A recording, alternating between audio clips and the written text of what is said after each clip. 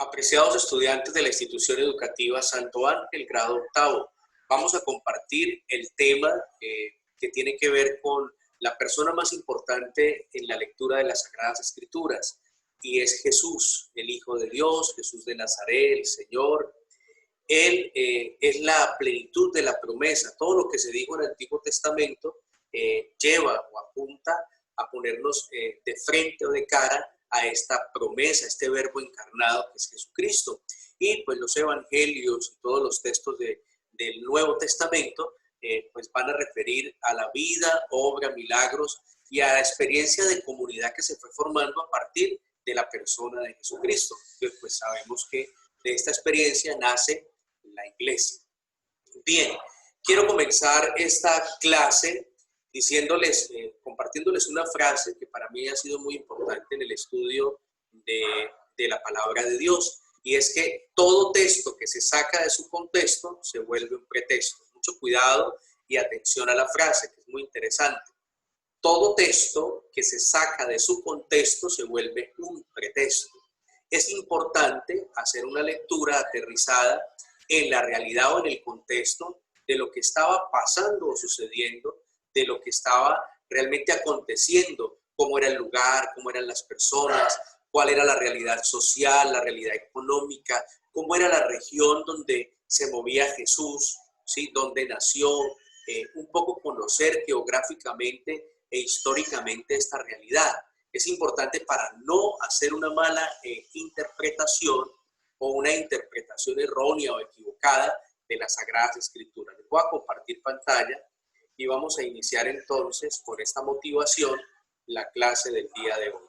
Bueno, el país de Jesús. El protagonista principal del Nuevo Testamento es Jesús. Su vida, sus obras y su mensaje se recogen especialmente en los evangelios. Cuanto más conozcamos el Nuevo Testamento, más reconoceremos a Jesús. Yo fui un poco más ambicioso en mi afirmación ahora cuando les decía que el protagonista más importante de todas las Sagradas Escrituras es Jesús. Bueno, ¿sabías que además de los evangelios contenidos en el Nuevo Testamento, existen otros denominados apócrifos? Claro, pero no están dentro del canon de la iglesia, es decir, no cumplen con la normativa o la regla de un texto que de verdad eduque, forme y regale una doctrina sana a la comunidad. Por eso fueron sacados. Son textos un poco fantasiosos, un poco tal vez mentirosos, y no son aceptados por eso, porque no dicen la verdad de la revelación. Eso se llaman apócrifos. El texto original más antiguo del Nuevo Testamento data, descubierto en Egipto, y data del año 125 de nuestra era. En tiempo de Jesús, la gente creía que la enfermedad era un castigo de Dios por haber pecado, y por tanto los enfermos eran considerados pecadores. Es una concepción propia del Antiguo Testamento, donde se cree que el pecado de los padres recae sobre los hijos, y entonces hay un castigo, y el castigo es la enfermedad. Eso va a tener un significado nuevo con la experiencia de Jesús. Por eso no podemos leer las Escrituras sin tener un enfoque cristiano de las mismas, porque a veces hacemos una lectura equivocada de las Escrituras porque sacamos los textos de su contexto y volvemos, es un pretexto, la experiencia de la palabra de Dios. Bueno, ¿qué opinas? Observa las imágenes de estas páginas. ¿Qué hechos de la vida de Jesús representan? ¿Qué recuerdas de ellos? ¿Sabes cuántos son los evangelios? ¿Quiénes los escribieron y por qué? ¿A qué accidentes geográficos y lugares refieren estas palabras? Jordán, Tabor, Judea, Belén, sinagoga. Bueno, vamos a mirar las imágenes un momento y vamos a tratar de recordar. Por ejemplo, esta imagen es el anuncio del arcángel Gabriel a la Virgen María, ¿sí? Ya ustedes en el Evangelio de Lucas lo leyeron. Este es el nacimiento de Jesús en un pesebre en el portal de Belén. Nació en Belén de Judea. Aquí tenemos a Jesús. Esta imagen refiere que está con los doctores del templo enseñándoles la palabra de Dios.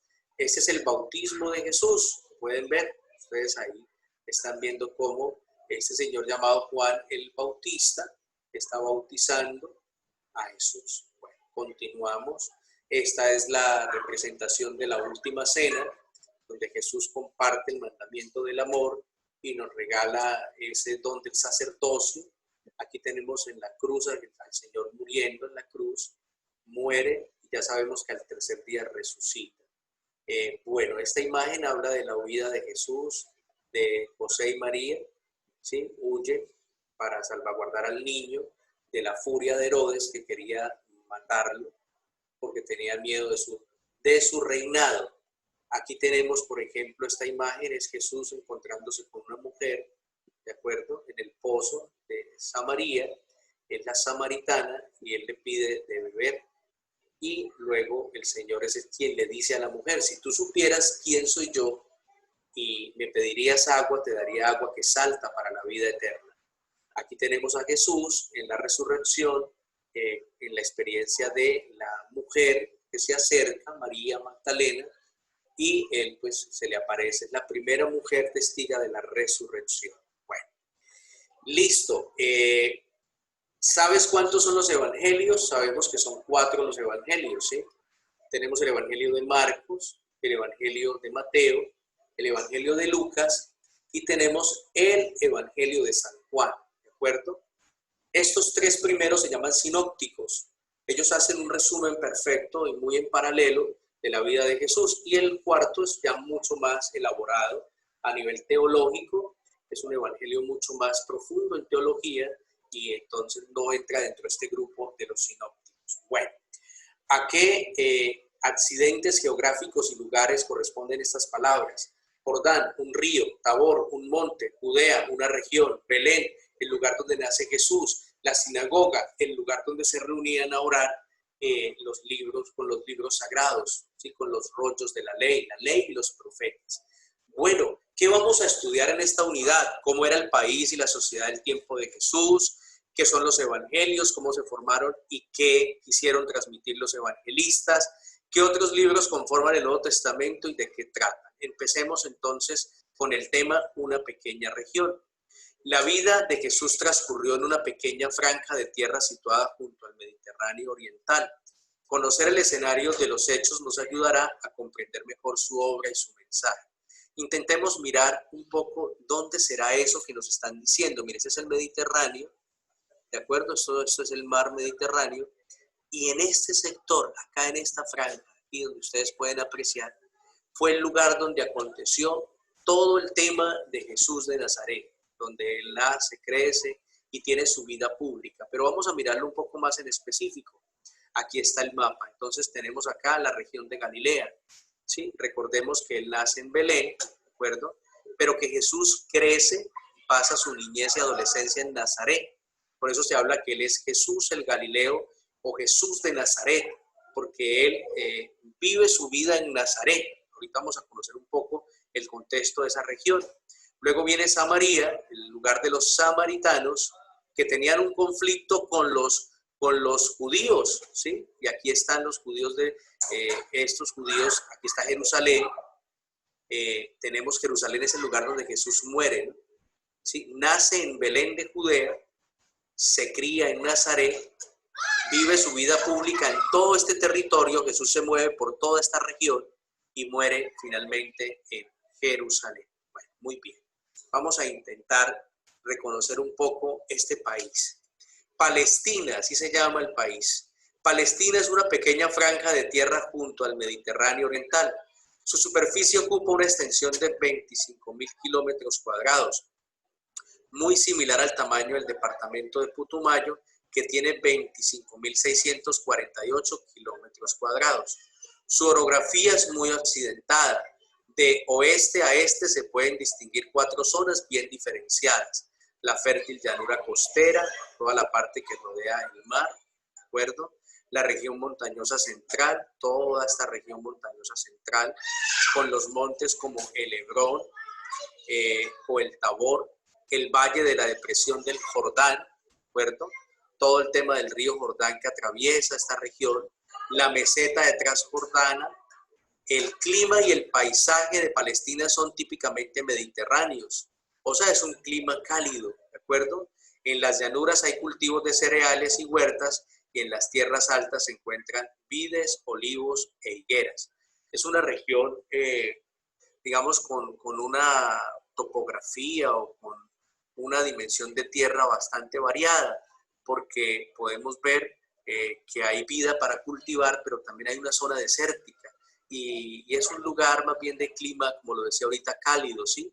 Por eso está bien afirmar que tal vez tú miras el rostro de la gente que vive en esta región actualmente y no son rostros de gente de color blanco, ¿no? Son gente cuyo color de piel tal vez curtido por el sol, más bien tirando a trigueños morenos.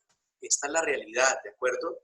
Son personas que se enfrentan a una topografía variada, a una realidad geográfica bastante accidentada, donde la aridez, pero también algunos territorios de la montaña y de cercanos al río, pues podían abastecerse y podían tener la posibilidad de la fertilidad que da el agua, ¿no? En una población.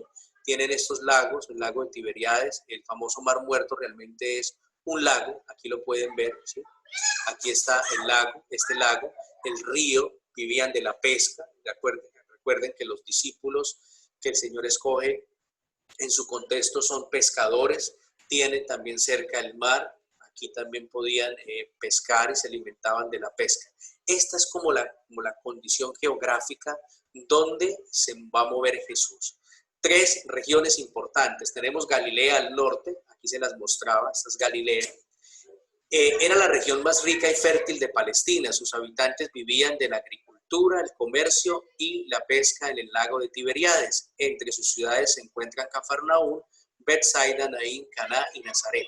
Recuerden que acá se mueve Jesús, Él crece, su niñez y adolescencia la va a pasar en esta región. Samaria, en el centro, era también una región fértil, pero más pobre que Galilea. Sus principales ciudades eran Samaria y Cesarea.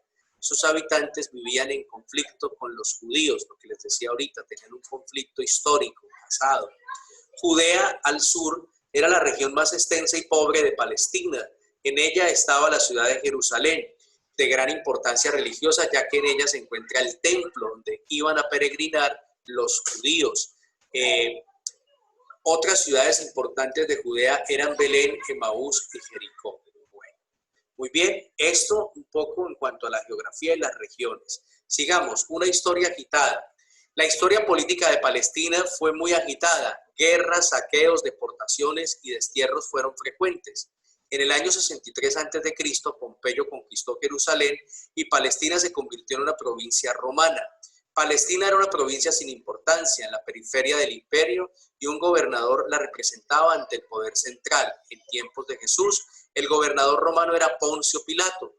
Cuando Jesús nació, gobernaba en Roma el emperador Octavio Augusto y cuando murió, el emperador era Tiberio. Roma procuraba respetar las costumbres propias, religión, lengua del pueblo judío.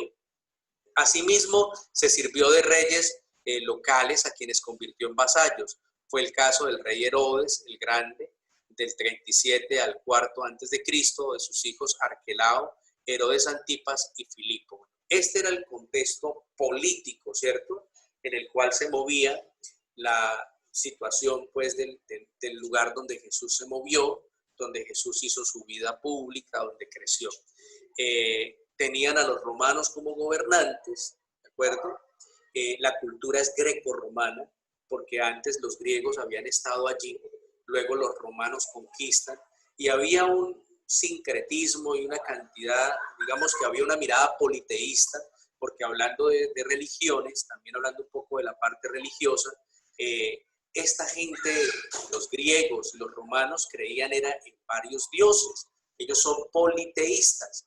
En cambio, la religión judía se afirma en la creencia de un único Dios, es el monoteísmo. Creen en Yahvé, no creen en más nada, ¿de acuerdo? Entonces, esto para diferenciar y para tener claro también el contexto religioso.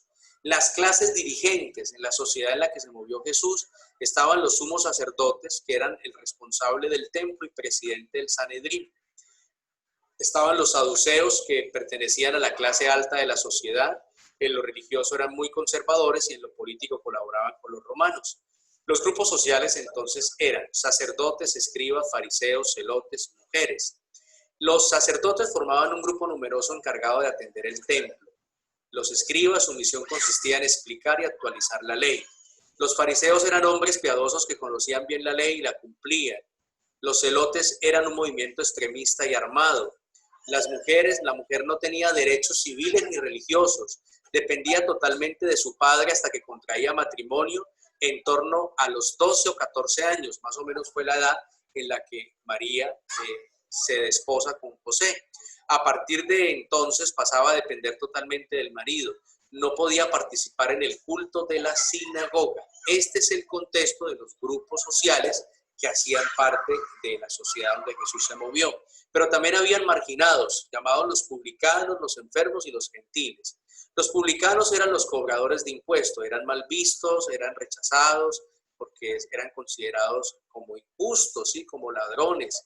Los enfermos porque pues eran los leprosos, los enfermos mentales, aquellos que presentaban algún tipo de minusvalía como los ciegos o paralíticos. Esta gente, ya lo dijimos ahora al principio, era considerada maldita porque se había pecado y como consecuencia del pecado tenían la enfermedad y eran rechazados, no eran marginados, no podían hacer parte de la sociedad.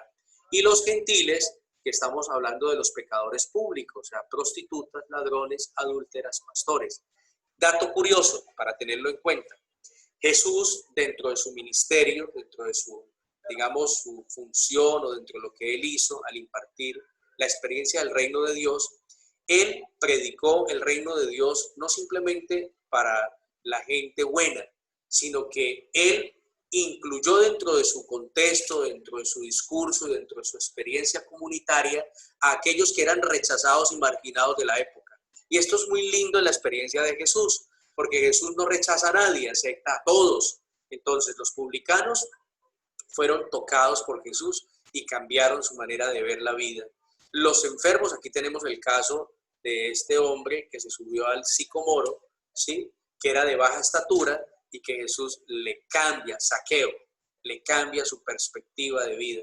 Tenemos acá a los enfermos, muchos testimonios en los evangelios de enfermos tocados por Jesús, que él no los rechazaba. La sociedad judía o la sociedad de la época rechazaba al enfermo. Jesús les decía, no, venga, yo los voy a sanar, yo los toco y yo les voy a dar una oportunidad de vida, una oportunidad para hacer parte de la comunidad. Y frente a los gentiles, me parece muy valioso, porque el Señor no rechazó a la prostituta, la sanó, la amó, no como la consentían tal vez los hombres de la época que buscaban era abusar de esa mujer, sino que le sanó el corazón y la amó de verdad para reivindicarla y darle un lugar de dignidad en la comunidad, porque esa es la experiencia de Dios. Y lo mismo hizo con los ladrones, hizo con los pastores, hizo con las adúlteras, hizo con todos. El Señor sanó y liberó. Bueno, hasta aquí podemos, un poquito la vida religiosa para terminar el contexto de esta clase. Para el creyente judío existía un Dios, ¿sí? El judío creía en la existencia de un solo Dios, Yahvé, ya lo dije. Un pueblo, los judíos estaban convencidos de que Israel era el pueblo elegido por Dios con el que estableció un pacto y una alianza.